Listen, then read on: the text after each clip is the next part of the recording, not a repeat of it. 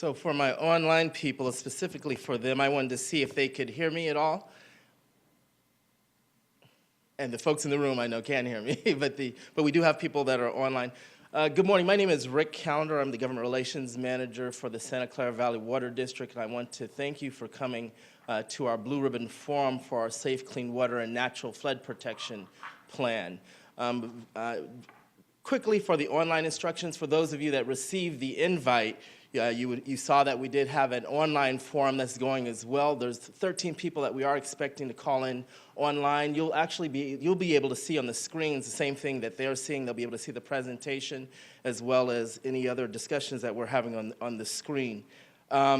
The phone for the online folks, the phone is in host mode, so you will be able to hear the presentation, but if you have any questions, if you could read your questions if you can type your questions into chat and send them to Cheryl Tagami or Cheryl T, she'll be able to identify that there is a question and it will be read into the room for you. So she'll be your online host. When it's time for the dialogue to start for the online folks, Rachel Gibson will act as your moderator, and you will be removed off of host mode and you'll be able to actually participate at a virtual round table. At this time, I'd like to go ahead and introduce our facilitator and the partner for putting this on from the American Leadership Forum. I'd like to introduce Chris Block, the CEO. Good morning. I also want to say good morning to you all here, and I certainly also want to say good morning to the online participants as well. And I want to make two quick introductions. Rachel on staff here will be helping to facilitate the online group. Rachel, thank you very much for that. And Rachel Smith, the second Rachel in the group, will be doing our graphic facilitation, which you will be able to see up there as this narrative unfolds this morning. I want to make a couple of very brief comments. There's a couple things that may be a little different about what you're doing this morning, and so I want to talk a little bit about that. The first is that you're going to spend some time at your table having a discussion with one another, so that not all of the discussion will happen from there to here, because we want to make sure to have a dialogue today.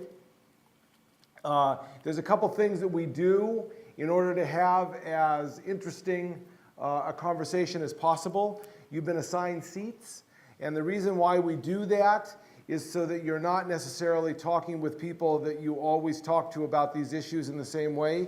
People tend to walk in together, sit together, and therefore there's a tendency to have the same conversation with the same people, which can be very helpful.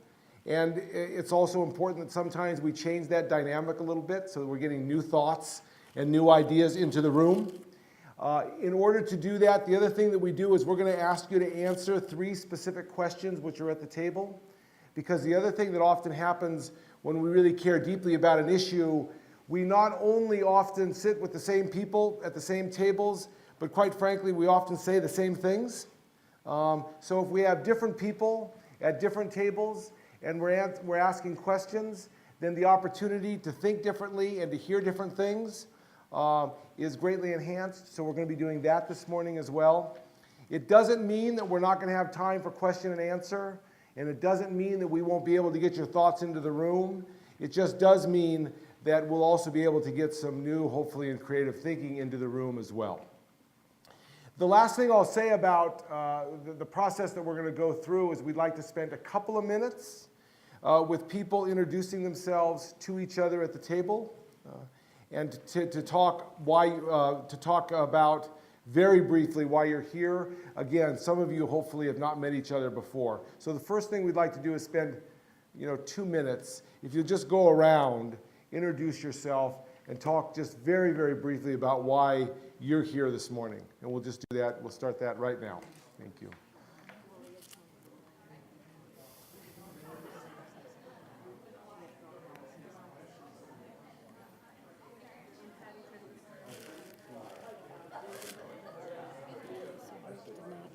Of the meeting, can you please mention one thing that they're really adamant about is they want everyone to know that all of their feedback is going to be taken into consideration. That's what this is for, because they want to be very transparent about that.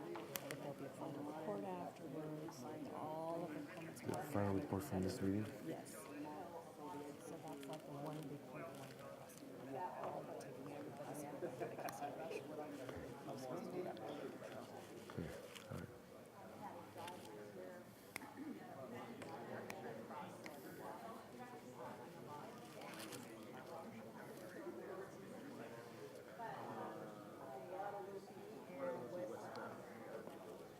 Well, I've been, so Cupertino has two, there's Lower Peninsula. And Do we still have Kathy Brennan? Kathy might have dropped off, so thanks folks for introducing yourselves. We're still chatting a little bit, so if you want to share your interest in the subject of water.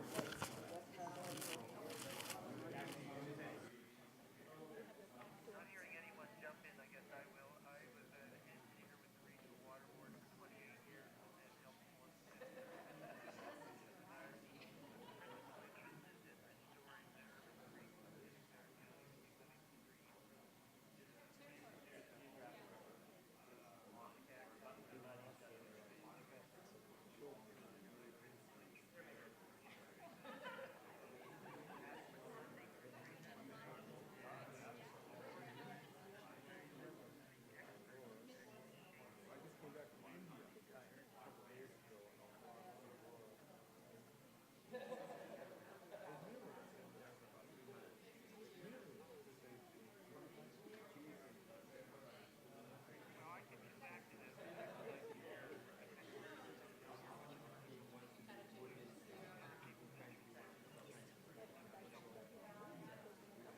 Joseph Nirvani, would you like to step in?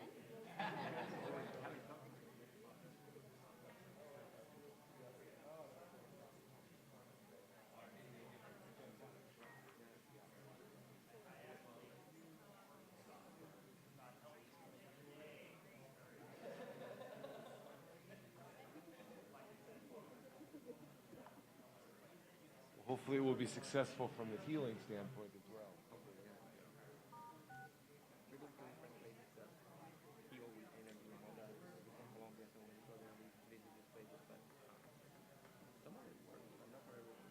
Of course, of course.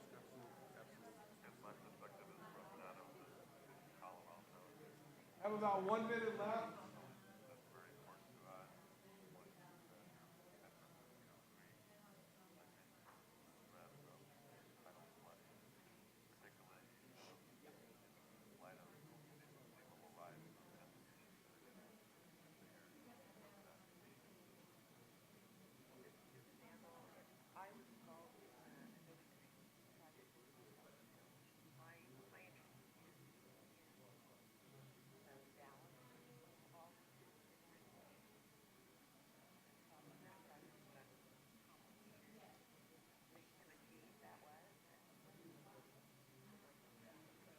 Yeah, we do actually. Is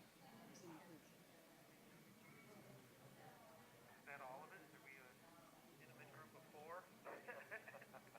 The gang of four? So I would like to maybe jump back in and just say that I'm interested in balance too. The question is, what does balance mean? How does one take the various missions of the district, which include flood control, water supply, include based on their modification of their enabling act in 2000 now include tree restoration. And how does one assess the need for all those three things? And then based on the need, how does one divvy up funding to meet those needs? Interesting about the water district is actually they have the best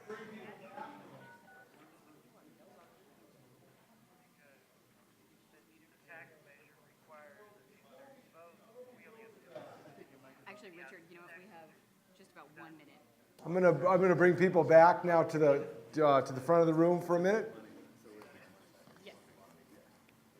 So before we actually go to the presentation portion, I just want to talk a little bit about what it means to be invited to participate in this process, because I think oftentimes we get an invitation, and you know, it's very directly an invitation to come here and to sit and to be part of this particular process. But in this case, the invitation is actually much larger.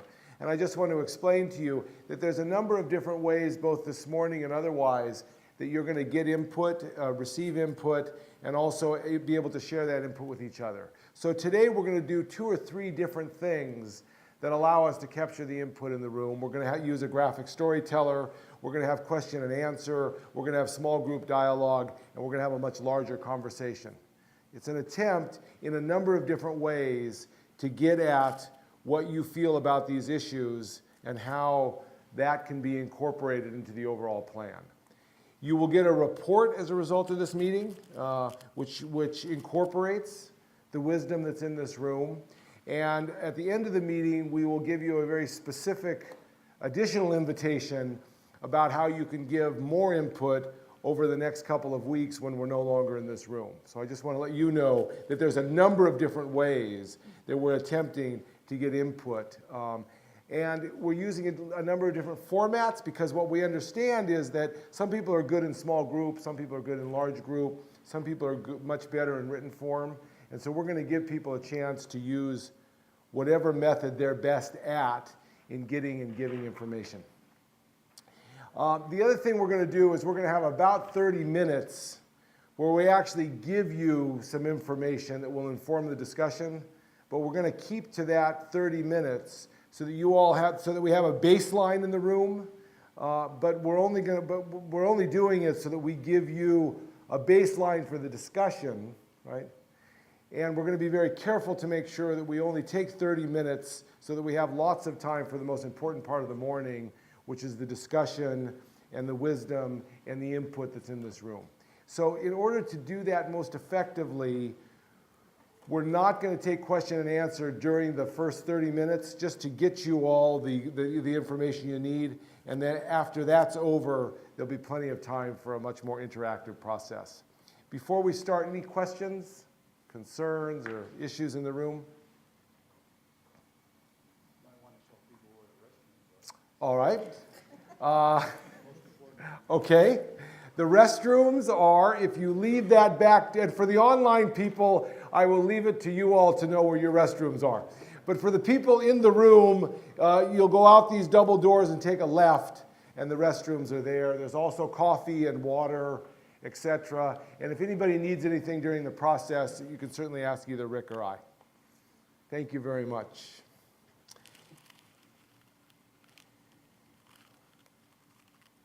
And now I'm going to introduce a couple people from the Water District. Rick, Jaime, do you want to come up? Sure. Rick, are you going to be part of this? Or okay, yeah, great. Great. Well, good morning. My name is Luis Jaimes. I'm the project manager for the Safe Clean Water Plan, and I'm going to be going over the presentation today. There's going to be 3 main components to the presentation. First, I'm going to talk about the district, what we do, a little bit of history. Then Rick Callender is going to come in and talk about the results from community outreach that we just finished this summer. And then I'll come back after that and go over the specific projects and programs that we're planning to propose as part of the plan. Before I start, I wanted to mention the actual PowerPoint presentation is posted on the website for the project, on the microsite. There is a website called safecleanwater.org. And if you want to get information on the presentation and any other things that came out of this meeting, you can go there and check after the meeting. So let's start with the people we serve. The Water District manages an integrated water resource management system that serves nearly 2 million people in the county. This includes residents of the county as well as commuters and workers here in the county. We work around the clock to provide safe, clean water. We also keep homes and businesses free from flooding. And we do this while protecting the natural environment. We provide wholesale safe, clean water to retailers, to all the 15 cities, and the water retailers who provide the water directly to the customers. And we also make sure that the groundwater basin has enough water and is of enough quality to be used directly by the well owners. Next slide, please.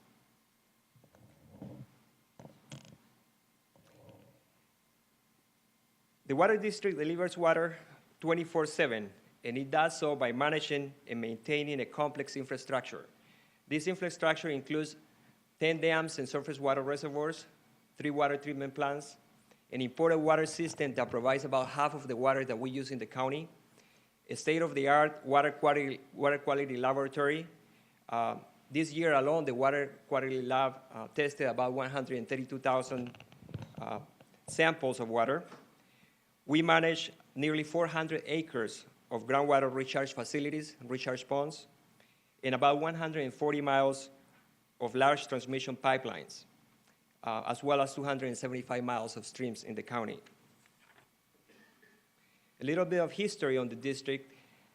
The district originated early in the 20th century when increased farming irrigation from local wells resulted in the lowering of the groundwater. So we have lower groundwater elevation, and as a result of that, we ended up having land subsidence. So entire sections of the valley began to sink at that point.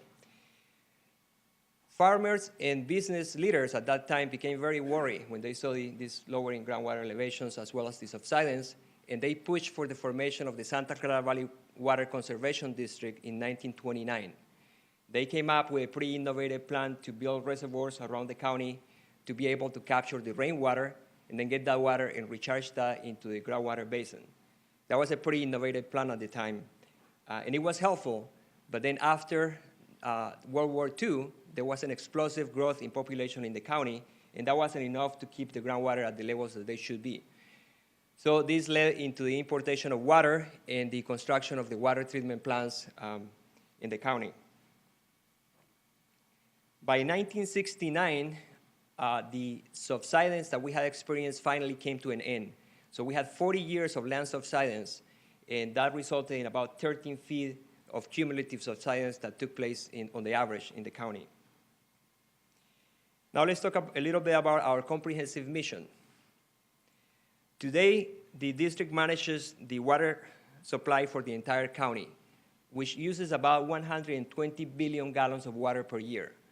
This would be equivalent to about 370,000 football fields put together and filled to water to about 1 foot in elevation. That's an incredible amount of water. The district manages multiple and imported water supply sources. It maintains and operates a complex network of reservoirs, recharge ponds, and distribution and treatment facilities.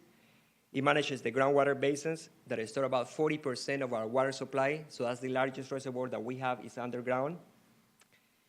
It promotes water conservation, and it works with partners to expand water recycling. Over the years, the district has evolved from being a water supply agency into a comprehensive water resources management agency to meet the growing and increasingly complex demands of the county. One such need is flood protection. This first came in the 1950s. We started the flood protection work to protect home, businesses, roadways in the 1950s, but really most of the work took place in the 80s. So since 1980, we have invested over $1 billion in flood protection programs, and this has resulted in the protection of about 97,000 properties in the county. Now, all the flood protection work is not completed, though. There remains about 65,000 parcels to be protected, parcels that are still in the flood-prone area. In 1999, in response to community interest and the growing recognition of the importance of healthy streams to effective flood protection and water management, the district added a third component of its mission, stream stewardship. Since then, the district has restored and constructed more than 480 acres of fish and wildlife habitat. In addition, more than 65 miles of trail have been constructed since then. As an integrated water management agency, the district is in a good position to manage the different aspects of water management. So for example, when we work on a flood protection project, we not only do flood protection, but we look at the impacts to the environment, to the stream environment, as well as the water supply impacts. So it's a complex system, and we, the district, are the ones who put those pieces of the puzzle together. So this ends my section, and now Rick is going to talk about the outreach. Thank you, Luis. I just want to do a quick check to make sure the folks online can hear me okay. So if you cannot, Cheryl, if you can let me know. So this summer, we are embarked on what I've described as an unprecedented process. One of the things that we were trying to do was, and often I quote Lincoln saying that we were trying to create a program that was of the people, by the people, and for the people. So we sent a postcard to all of the homes in Santa Clara County. We had face-to-face surveys, we had phone surveys, we had actually walkers that even went to homes. As what we're trying to do is we're trying to make our planning decisions for the future. We want to make sure that the voices of all the folks that were interested in Santa Clara County have the opportunity to give us their thoughts and input. And so trying to create a 15-year plan for the future, that's when we embarked on the unprecedented effort as a public agency to gather the priorities for what we should be working on. Often you'll have public agencies that said that they did outreach, and you might get a couple thousand, but to reach out and receive 14,000 pieces of input is truly unprecedented. In addition to that, we also conducted scientific surveys. If I can get the next slide, please. And actually, going back to the 14,000, our scientific surveys basically said the same exact thing that we heard from the 14,000 individuals. The community was very clear in terms of what they heard, what their priorities were. And so what you see here listed, actually if we can go backwards one, what you see here was what you see here is their priorities. The community told us very clearly that they wanted to ensure that there was a reliable supply of water, that any program that we did had a reliable supply of water component. They wanted to reduce toxins and contaminants, such as mercury and pharmaceuticals in our water system. They wanted to protect our water supply and local dams from earthquakes and natural disasters, restore fish, bird, and wildlife habitat. They wanted to provide flood protection to homes, businesses, schools, streets, and highways, and to provide open space access for the community. You can see the green bars indicate the greatest level of intensity for that area. Then it starts to, the olive is important, the yellow would be undecided, and then the orange would say not important at all, or they did not support that area. Next slide, please. Now, I did mention the scientific survey that we conducted. That was conducted in June of this year. As we were putting together a program and a plan, one of the things we want to ensure is that the voters indeed want to be able to move this forward. Proposition 218, as many public agencies know, required that all public agencies that are going out for a special tax, you have to get a 2/3 vote. So what we wanted to do is make sure that the voters indeed supported what we're putting forward, the kind of program, the kind of plan. So we conducted 600 telephone interviews with Santa Clara County voters that were likely to participate in the November 2012 election. The survey was carried out on landline mobile phones in English, Spanish, and Vietnamese. It had a margin of error of plus or minus 4%. And the survey asked the voters to list the ways that the money from a possible measure could be used and indicate how high a priority they'd attach to how those dollars would be used. So one of the things is what we're looking for is a positive sentiment, but the intensity of that positive sentiment. So if you look at the mean score, the closer that you get towards 7 indicates the strong feelings of the individuals that are behind, the strong feelings behind wanting that to go forward in a measure or anything that they would be willing to support or tax themselves on. So in other words, when we ask the voters to indicate their top priority, they would attach to use of the money. The top priorities that emerged were related to providing a safe, reliable water supply, reducing toxins and contaminants from local streams and bays, protecting the water system from the impacts of earthquakes and other natural disasters. Next slide, please. And on the second slide here, what you'll notice is the very important dark green color bar drops below the 50th percentile, but it remains above 33%. But it's significantly lower than what we saw, obviously, on the prior slide in terms of where the intensity of support was. So here you'll see the items relating to preventing water pollution through better urban runoff programs, upgrade of some other types of infrastructure like pumping stations and efficient water systems and recycled water. Now, on this slide, what you'll notice is you'll see our priorities that less than 1/3 of the participants rated as very important or 7, but you'll see items like restoring the bay, shoreline, salt pond, and increasing public recreational access. In fact, obviously, all of these are very important priorities, but to some folks, these are extremely high priorities. Again, very consistent with what we saw in the field survey. It doesn't mean that, obviously, that these things are not important. If we look at the elements with the lowest mean score, increasing public recreational access in and around local creeks, streams, and bays, it has less than 1/4 of the responders saying that it's not important, but in fact, almost an equal number of respondents gave it its highest ranking. So basically, you have folks on both sides saying it's very important, and some saying, we don't want to see you do this. So it's interesting when you see those kind of things. So all of these priorities are very important, but some are extremely important to the community. Now, to continue working towards these projects, the district is considering, obviously, bringing forward a proposal to renew the public funding. And any proposal, voters' approval will require a 2/3. So it has to be a program that 2/3, a supermajority of the electorate would support. And so in the survey in June of this year found the support narrowly exceeds the 2/3, with 68% of the voters offering initial support for a measure for continuing and reducing the existing parcel tax. After providing more information, such as how the current parcel tax would be established, what it currently costs to the average household in the county, and how much the amount would be reduced, the support remained firm at 69%. So that's barely over what we need it to be if indeed this is going to move forward, and the voters would want us to say, yes, we're willing to support you on this.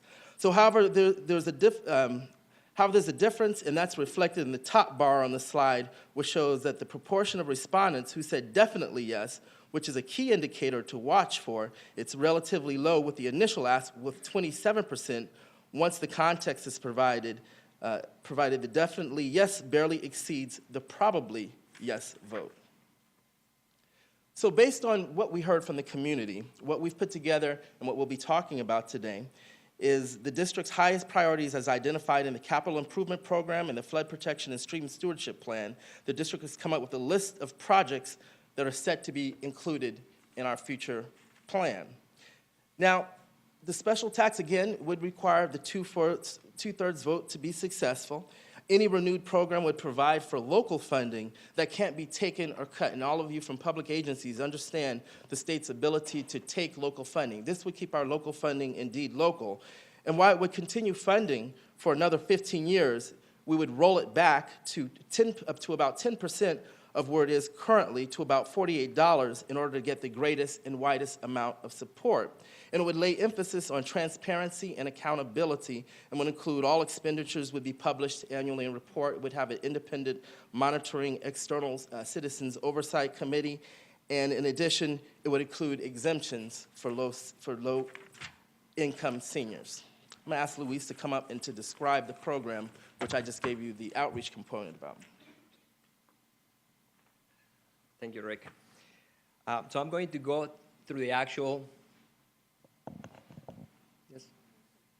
I'm going to go through the programs and projects that are part of the plan.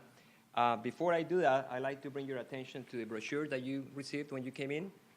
That has all the information that I'm going to talk to you about. And then this worksheet also has information on the projects and programs, and it has estimated costs for all of them. Before I start, I'd like to mention, Rick talked about the plan that we're looking at putting together, a 15-year plan. The revenue that could be raised through that plan, through those 14 years, would be about $478 million. So we're making initial allocations for the programs and projects based on that projected revenue. Okay, so let's begin with the first set of priorities that Rick talked about. These include projects and programs to upgrade transmission systems and storage facilities. This includes the Main and Madrone pipeline restoration. That will improve the water supply reliability by restoring the Main and Madrone pipelines to full operating capacity. That would be 37 cubic feet per second. That will allow us to bring water from Anderson into those facilities and recharge the groundwater basin.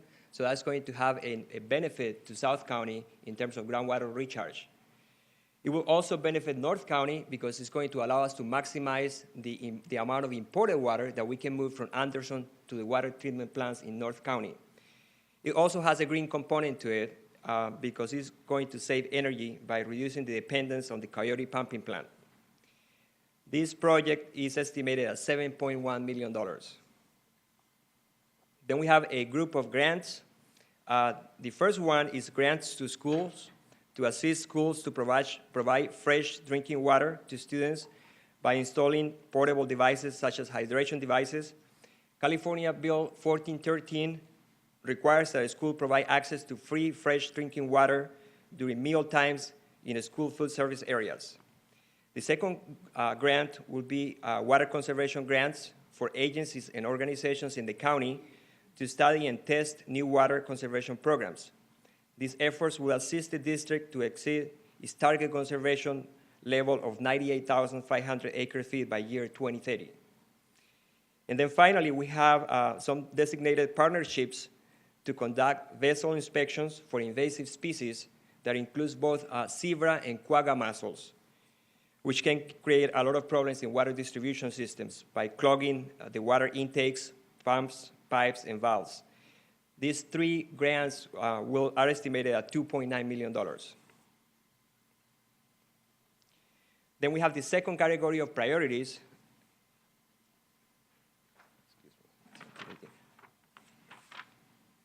To reduce toxins, hazards, contaminants from our waterways. The first item will include an interagency urban runoff programs. This will fund the participation of the Water District in the Santa Clara Valley Urban Runoff Pollution Prevention Program and the South County programs. And it's going to help the district maintain compliance with the regulatory requirements for stormwater-related issues while reducing contaminants in surface water. The activities will include coordinating mercury load reduction activities with the Guadalupe Mercury Total Maximum Daily Load, TMDLs, and it is estimated at $11.4 million. Then we have pollution prevention projects and partnerships. This will provide grants to nonprofit groups and conduct partnerships with cities to reduce emerging contaminants in surface water and reduce contaminants in surface and groundwater. Example of these projects may include providing grants to reduce pharmaceuticals from entering the local waterways. This is estimated at $7.3 million. Then we have illegal encampment cleanup programs. This will help prevent trash and other pollutants from entering the creek and reduce damage to district facilities caused by illegal encampments. Under this program, the district will be coordinating with the City of San Jose and the San Jose Police Department to conduct regular cleanup of large illegal encampments, estimated at $2.9 million. Then we have hazardous materials management and response programs that will protect streams, groundwater, and reservoirs from hazardous materials by reducing existing contaminants in surface and groundwater and preventing new contamination through releases. It will include a local toll-free number to report spills and response to hazardous materials incidents within 2 hours of reporting, estimated at $500,000. Then we have a group of impaired water bodies improvement projects. This will reduce and remove sources of regulated contaminants, including mercury, to be in compliance with the Regional Water Quality Control Board standards. It will reduce the bioavailable mercury in reservoirs and reduce the contaminants in creeks and reservoirs, estimated at $21 million. Next is the Good Neighbor program. This will reduce contaminants in surface water and improve the appearance of the waterways by removing trash from the creeks, repair and install fencing, and remove graffiti from district facilities. This is estimated at $7.8 million. Then we have programs to support volunteer stewardship efforts, such as cleanup activities, education, and watershed stewardship that will result in cleaner creeks. Among the activities included will include the coastal cleanup and National River Cleanup Days, Adopt the Creek program, and the Creekwise Education program, estimated at $2.2 million. Then the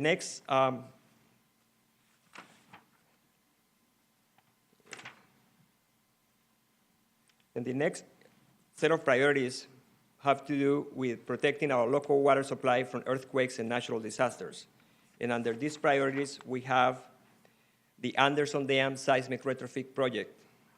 This project will improve the safety and reliability of Anderson Dam in case of earthquakes.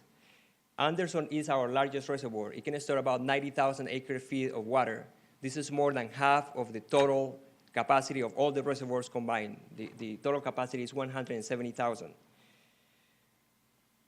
This project will supply water to drinking water treatment plants and recharge the groundwater basin. The problem that we have with Anderson right now is that the capacity that we can use is limited to 68% of capacity due to seismic concerns.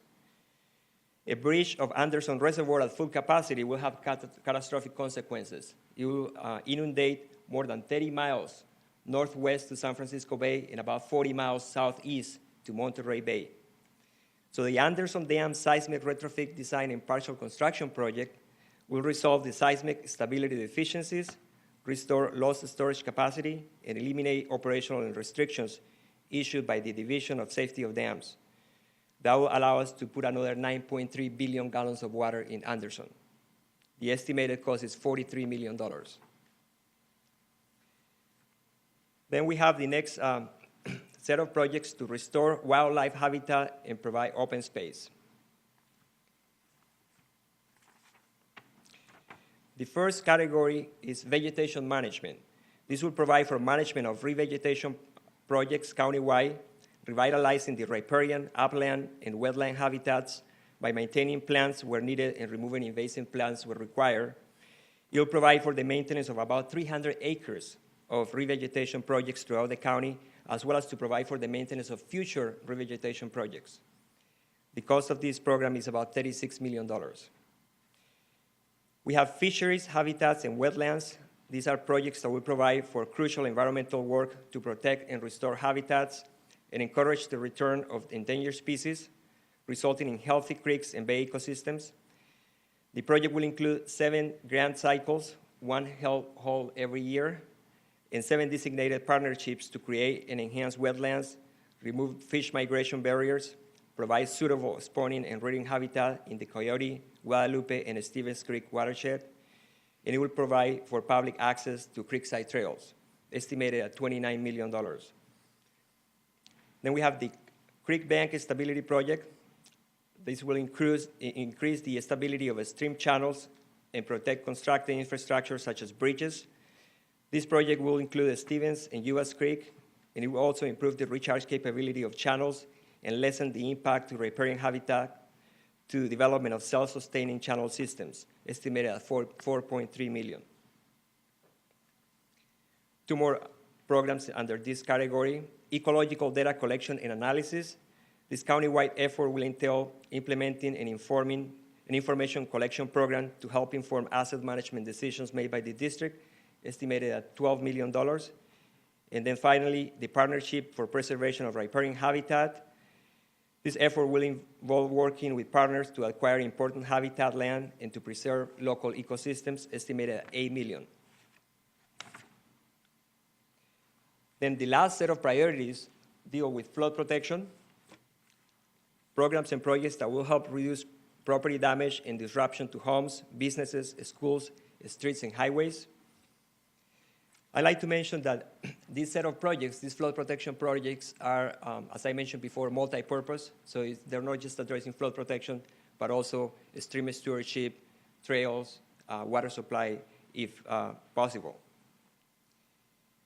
So the first set of projects is vegetation control and sediment removal. These are projects to maintain the capacity of the streams, basically, of the waterways.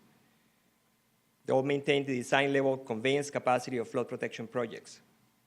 This is estimated at $26.7 million. Then we have emergency response planning, activities that will entail developing an automated flood warning system that will employ real-time rainfall data to predict stream flows, potential flood risk, and timing. It will use the web, texting, and other technologies to inform responders and keep residents updated.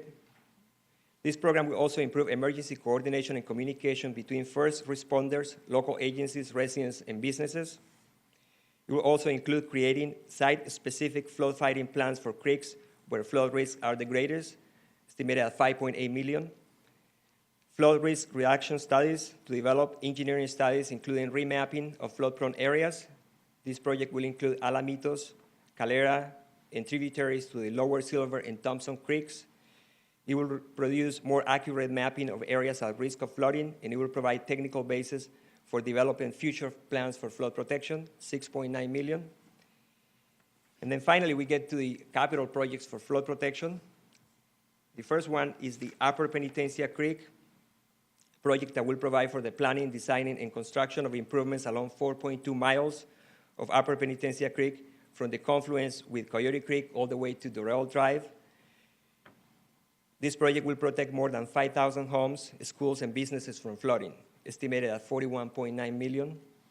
Then we have the Upper Berryessa Creek, a project that will complete the construction of the uppermost section of the Upper Berryessa Creek upstream of I-680. It will protect up to 500 homes, schools, and businesses, estimated at $29 million. Then we have the San Francisco Creek, upstream of 101 to El Camino Real in Palo Alto.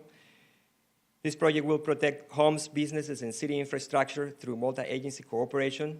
It will provide critical foundation for the future flood protection and stream preservation, which will ultimately protect more than 3,000 homes and businesses, estimated at $26 million. Then we have the Upper Llagas Creek from Buena Vista Avenue to Wright Avenue, cover the areas of Morgan Hill, San Martin, and Gilroy. This project will provide flood protection to about 1,100 homes, 500 businesses, and 1,300 agricultural acres in Morgan Hill, Gilroy, and the unincorporated area, estimated at $39 million. And then finally, we have the San Francisco Shoreline Feasibility Study. This program will partner with the California State Coastal Conservancy, the U.S. Army Corps of Engineers, and other stakeholders to produce a feasibility study for improvements to the South San Francisco Bay shoreline. The project will evaluate and recommend tidal flood protection measures, and the full project touches all the South Bay cities that meet the San Francisco Bay, estimated at $5 million. So this concludes all the individual programs in the priorities. And now we can go into the question and answer section. Great, thank you very much. So that was a lot of information in a relatively short period of time, but the point of this morning is to get input from you all, not to give you a lot of information. And so we tried to keep this section as tight as possible. We're actually a little ahead of schedule, so we can have more time for question and answer. I want to remind you, though, that we're going to do a question and answer period now in order, again, to make sure that we have a baseline of information that's clear. This is actually not so much the opportunity to give comments, even if they're put in the form of a question. So the intent here is to really get questions so that people understand the information that's been presented. There's going to be, after this question and answer period, there's going to be 4 different ways that people are actually going to be able to give input as a result of the discussion today. And the first is, we're going to ask people, and I'll go over this again when we get to small group, people will be taking notes at the small group. Those notes will be submitted and included in the final report. There are written cards at your table, so if you're someone who is particularly comfortable writing, you'll be able to either write out your comments this morning or write them out after this meeting and submit them. There'll be an opportunity for you to give comment in this room and online after the small group discussion, so we'll have a larger discussion before the morning ends where we will really encourage comments as well as questions.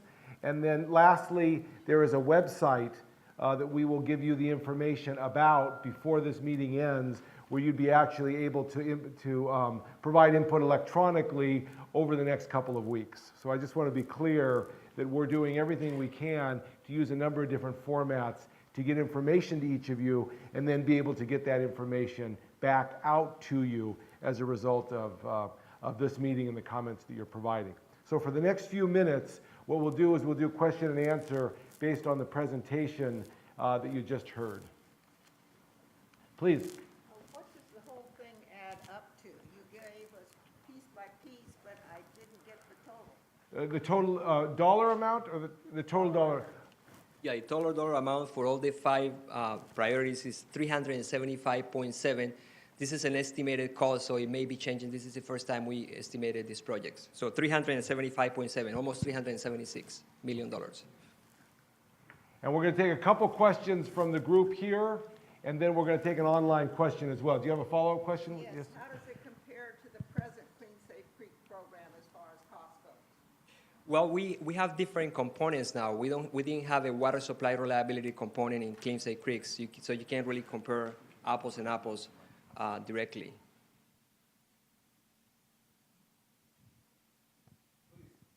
The brochure and Luis were careful to report that